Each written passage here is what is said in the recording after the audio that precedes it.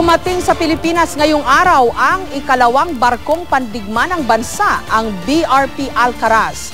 Bagamat tinawag ng isang propesor na ikalawang balisong ang barko kumpara sa warships ng China, nanindigan ng Malacanang na malaking bagay ito sa puwersang militar ng Pilipinas. Nagbabalik si Cesar Apolinario.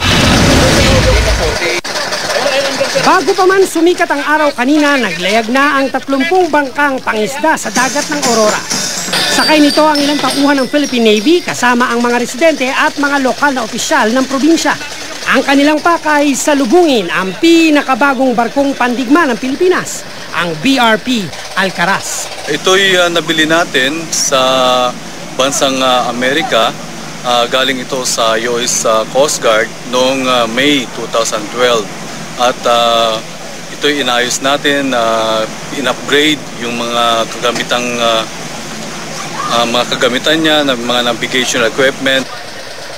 Isang meeting engagement ang sinagawa sa pagitan ng mga nakasakay sa warship at local officials ng Aurora. Matapos ito, muling naglayag ang barko patungong Pangasinan. Mula roon, tutuloy ang barko sa Subic Bay Free Port kung saan personal itong sasalubungin ni Pangulong Aquino sa August 6.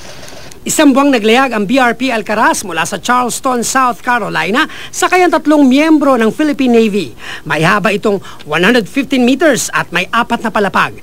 Ang ikalawang Hamilton-class cutter ship ng Pilipinas, ipinangalan daw sa yumaong sundalong si Commodore Ramon Alcaraz. Si Alcaraz served in World War II under the direct command of General MacArthur. Until his death, he was still part of several movements hindi po niya nakalimutan ang kanyang inang bayan at kasali po siya doon sa Movement for Free Philippines in Los Angeles.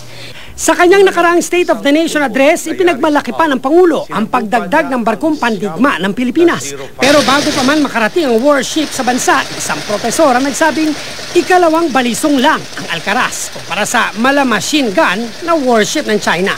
Sagot dito ng palasyo, the step-by-step upgrading that we are getting in pursuing the modernization in the military has to be done also with an eye to the other programs that we have, given that we have limitations in budget.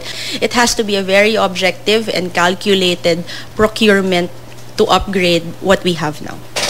Malaking upgrade daw sa puwersang militar ng Pilipinas ang pagdating ng BRP Alcaraz.